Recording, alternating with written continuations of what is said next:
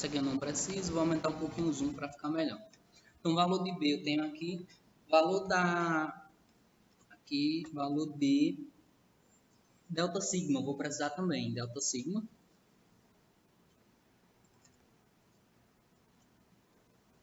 Ctrl 1.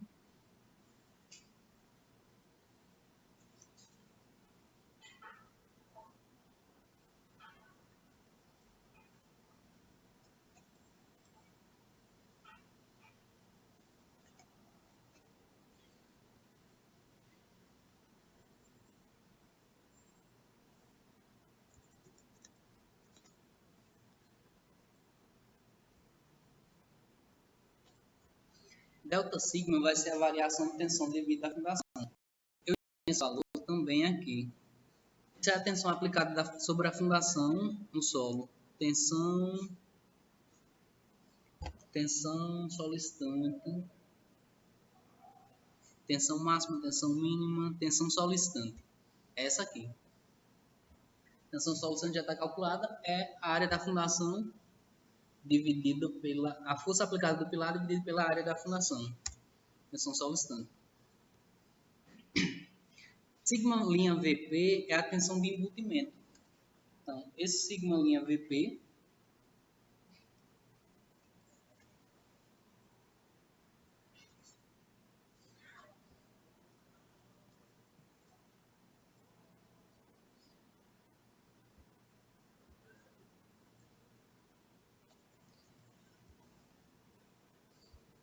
vai ser igual ao peso específico, que já tem lá em cima, peso específico, vezes a profundidade de embutimento, que é 3.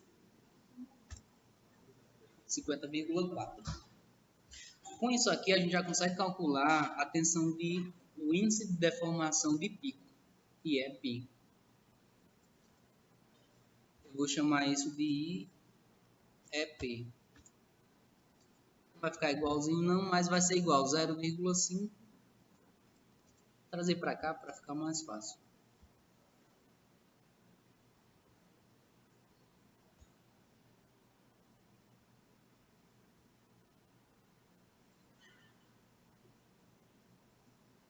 Zero vírgula 5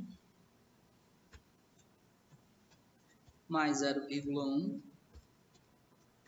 vezes raiz de delta sigma dividido por sigma linha VP. Sigma VP é a tensão de embutimento. Essa tensão aqui, que é dada pela profundidade de embutimento da nossa fundação, profundidade dela vezes o peso específico. Representa essa espessura de camada de solo, do solo. Representa essa espessura de camada de solo aqui. Então, deu 0,688. Razoável com o que está mostrando no gráfico aqui. Valor de 0,5 a 0,6, 0,7, eu já vi no máximo valor de 0,8, 0,85. Para ele ser igual a 1, isso aqui teria que ser igual a 0,5. Então, 0,1 raiz de delta sigma sobre isso aqui tem que ser 0,5. Essa raiz pode ser qualquer valor. Então, ela pode ser 1000, por exemplo. Mas para que ela seja 1000, a variação da tensão tem que ser muito maior do que a de embutimento. Então, se você tiver uma fundação pequena com uma carga muito alta, essa raiz vai ser alta. Então, por exemplo, se tiver um acréscimo aqui de tensão de 1 megapascal, aí isso aqui vai ser um pouquinho mais alto. Mas ela pode ser maior do que 1 também. Ela pode ser qualquer coisa de 0 a infinito.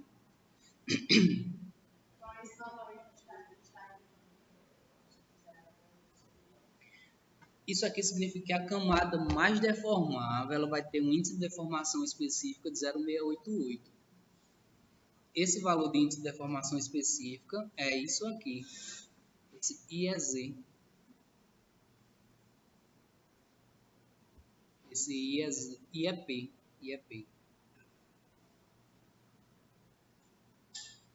Ele é só o pico. Ele vai definir o formato do nosso gráfico. Então, com ele eu já consigo traçar o gráfico. O gráfico eu vou precisar de 3 pontos. Primeiro ponto aqui em cima, segundo ponto aqui, terceiro ponto aqui. Primeiro ponto, profundidade versus IE. O primeiro ponto é 0. O segundo ponto eu vou pegar na profundidade exatamente de B sobre 2.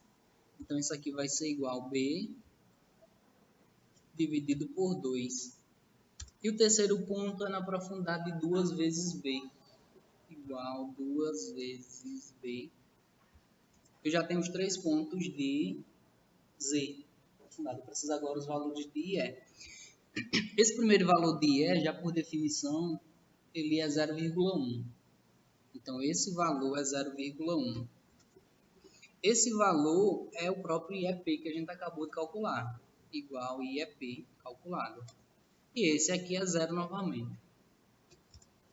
Eu vou fazer um gráficozinho para ver se ficou parecido. Então, quer dizer que na minha profundidade zero, eu ia 0,1. Isso. Na minha profundidade 2B, eu não vou ter informação. Exatamente. Inserir gráfico desse tipo. O gráfico ficou rotacionado, mas é isso mesmo. O que eu vou fazer é mudar os intervalos. Isso aqui eu já não preciso mais. Se a gente quiser deixar ele rotacionado, ele está aí. Eu vou mudar o que é x e o que é y. Clicar num ponto desse, arrastar isso aqui para cá, arrastar esse para cá e esse para cá. Aí ele ficou. Só que ele está crescente. O outro é decrescente. Aqui ele cresce com a profundidade 0 a profundidade z. O nosso está na profundidade 0 a profundidade z. Eu vou inverter esse eixo. Botão direito aqui em cima do eixo, formatar eixo. Aí tem uma opção aqui de valores em ordem inversa. Ele fica no formato que estamos mais habituados. Então, por enquanto, o gráfico está funcionando, só que eu tenho só 3 pontos, eu quero 10 pontos para 10 camadas. Eu vou fazer um gráfico complementar, que é o que vai ser usado mesmo para cá, com 10 camadas. Então, eu vou dividir esse intervalo em 10 camadas. O primeiro ponto vai ser 0 também, e 0. Se eu vou fazer 10 camadas, eu preciso de 11 pontos para ter 10 intervalos. E a espessura do intervalo, esse próximo valor vai ser igual a esse aqui mais. Se eu vou de 0 a 2b, então eu vou fazer 2b dividido por a espessura de uma camada para outra. 10 ou 11? 11. Eu vou pegar a primeira camada em 0. Ela vai terminar em 2b sobre 11. A próxima em 2b sobre 11 vezes 2 e a próxima elas vão se acumulando para que a última, a 10ª camada, ela termine em 2b. Eu estou basicamente pegando o intervalo de 0 a 2b dividido em 10 e vou fazer essa soma. Aqui eu vou colocar só um contador de camadas. 1, 2, 3, 4, 5, 6, 7, 8, 9, 10. E vou ver se está funcionando. No final, não funcionou porque não travei o valor em 2b. Essa próxima provavelmente ela está pegando um valor não travado. Eu tenho que travar usando o F4. O último valor é para ser 7,47. Foi.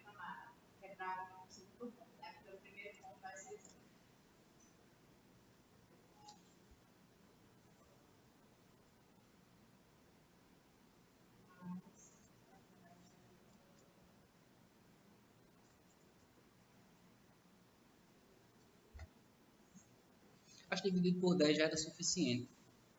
Imaginei que seria 11 mais por 10.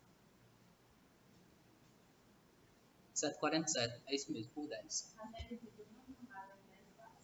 Divido a espessura total de 0 a 2b em 10 partes. Aí agora é o que eu realmente preciso. Eu tenho que encontrar o IE para cada camada dessas. Como eu vou fazer isso? Aqui é a parte mais fácil. Então, por exemplo, se eu tivesse 3 camadas abaixo da minha fundação, esse cálculo teria que ser feito nessas 3 camadas, dividir cada camada em 10 partes. Isso. IE. Então, o IE da primeira camada eu vou fazer o seguinte.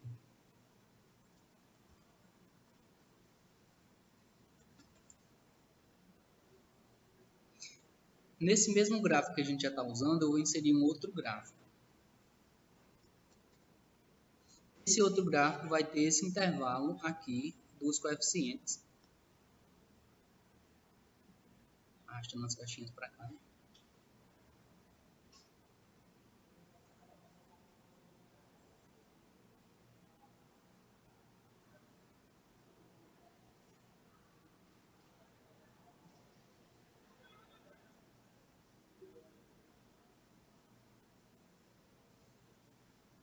Está tudo igual a 1. Eu quero o seguinte, se esse valor for menor do que B sobre 2, ele me traga os valores dessa retazinha, senão ele vai trazer os valores dessa retazinha aqui. Então, eu vou usar um se. Igual, se esse valor de profundidade for menor do que B sobre 2, é esse valor de 1,87. Travado. Por enquanto, eu vou retornar 1, se não 0. Então, já está meio que funcionando. Para valor de profundidade menor do que B sobre 2, eu vou pegar esse primeiro intervalo, senão esse segundo intervalo. Com essa mesma equação, agora onde tem 1, eu vou usar uma função do Excel que é previsão. Você já usaram essa função? Ela é uma interpolação, mas já é para quando o valor é linear. Igual previsão. Previsão, tá aqui, previsão. Ela vai me pedir o seguinte, qual é o valor de x? É a própria profundidade. Ponto e vírgula. Quais são os valores conhecidos de y? Valores conhecidos de y vão estar aqui. Então, a gente está chamando de y o nosso IE. Então, os valores conhecidos de y são esses. Quais são os valores conhecidos de x? São esses aqui. Lembrando de travar eles.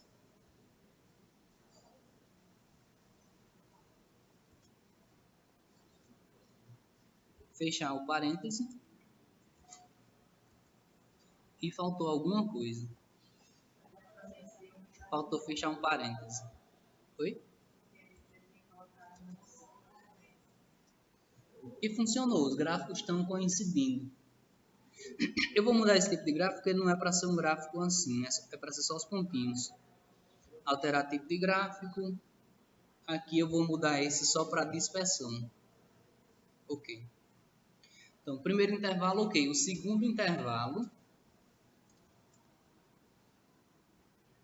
onde tem 0, vai ser previsão.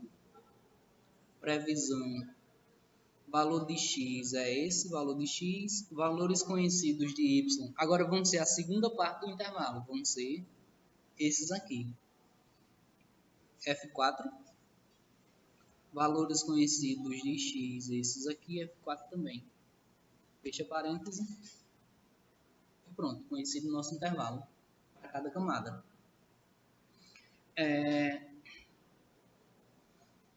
Geralmente essa camada a gente não pega o valor da camada, pega o valor médio dela. Então,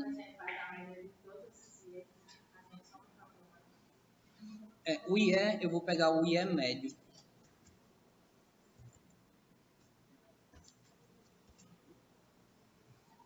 Para a primeira camada, eu vou pegar o IE médio, que vai ser igual à média desse mais esse. 0,22. E fazer isso para as outras.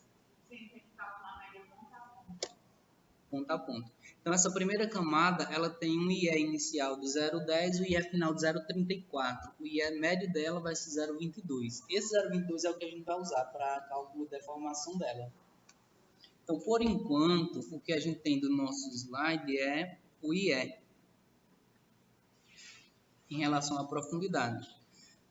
Para eu encontrar a deformação dessa camada, eu só preciso agora multiplicar esse E que já está aqui pela espessura da camada e dividir pelo módulo de deformabilidade do solo. Que isso vai ser o tema, vai ser os próximos. Espessura eu já tenho, e E vezes eu já consigo calcular.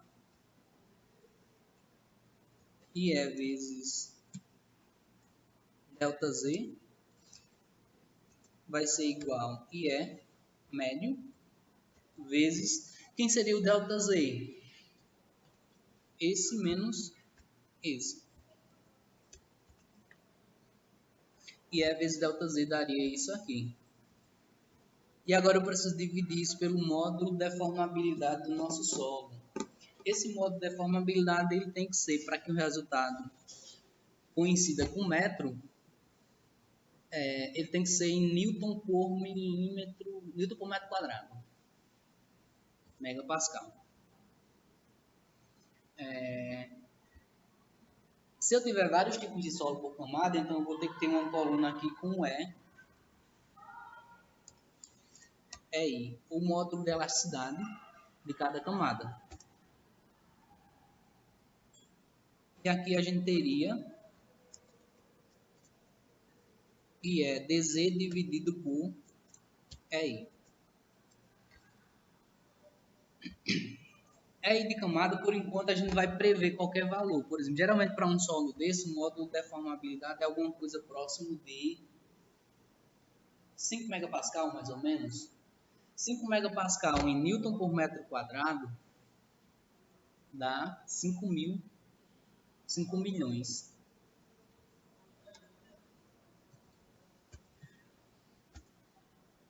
Unidade dele, Newton por metro quadrado.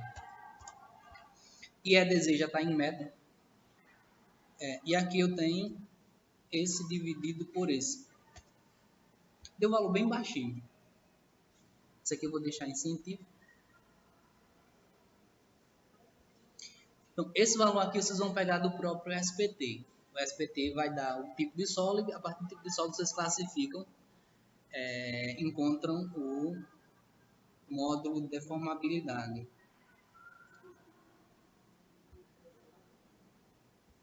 Esse valor eu vou replicar para os outros por enquanto. 5.000. E esse valor eu vou calcular para todos eles. Então, essa última coluna é esse somatório aqui. Coeficiente de deformabilidade vezes dz, a espessura da camada, dividido pelo módulo de elasticidade. Se eu multiplicar todos eles pela nossa carga, eu vou ter o recálculo total. Então, vou fazer o somatório deles igual soma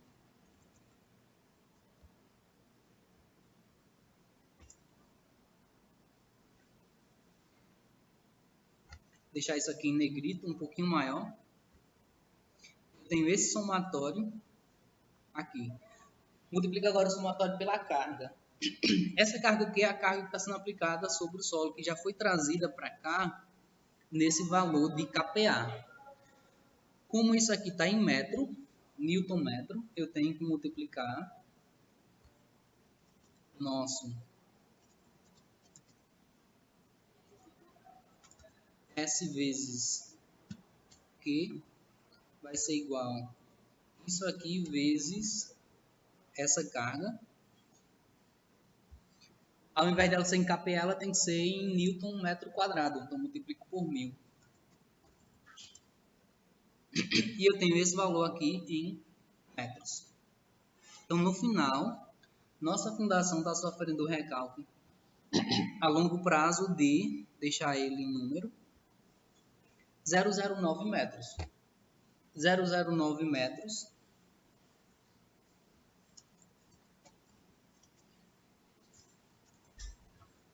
eu gosto mais de observar ele em centímetro. 9,45 centímetros. Se tudo tiver sido feito de forma correta, a gente tem um recálculo de 9,45 centímetros. É aceitável? Pode fazer.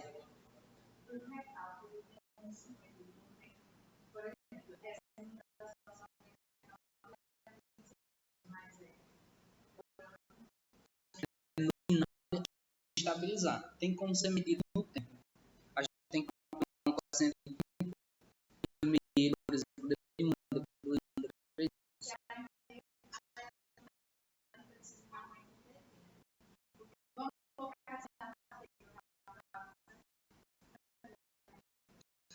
Caso clássico, vocês podem procurar no YouTube documentário, né, que é o Nacional Kansai, no Japão.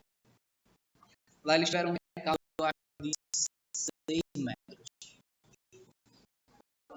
Mas o que foi feito de uma camada de 6 centímetros de espessura de argila. Então, com 6 metros de recálculo, não dá para absorver. Eles fazem todo ano, eles marcam aquele local e aí eles sabem exatamente quanto vai ser colocado todo ano. É muito importante essa previsão de recálculo para saber. É um documentário muito interessante. A obra do Aeroporto Internacional de Kansai, no Japão. Muito interessante, é uma obra grande. Esse valor não é aceitável. 9,45 está alto. Se eu quisesse que esse valor fosse no máximo 2,5, eu teria que mudar ou a rigidez. Oi? Fala. No final da aula a gente vai ver esses valores. Eu não vou restringir a 2,5 não, vou deixar 4 centímetros. Então tem que voltar para cá. E eu vou mudar isso aqui. Ao invés de 3, eu vou colocar 5 metros. 9,11. Não deu. 9 metros. 8,56. Não está mexendo muito. 14 metros. 8,24. Então, basicamente, isso que a gente vai ter que fazer. Na volta do intervalo, a gente verifica se esse cálculo realmente está correto, porque a sensibilidade deveria ser um pouquinho maior. Variação do B em relação à variação do nosso recalque final. Mas esse é um método que vocês vão usar na segunda unidade para previsão de recalques de fundações. Como são 8h30, agora a gente faz um intervalo e volta para a segunda parte.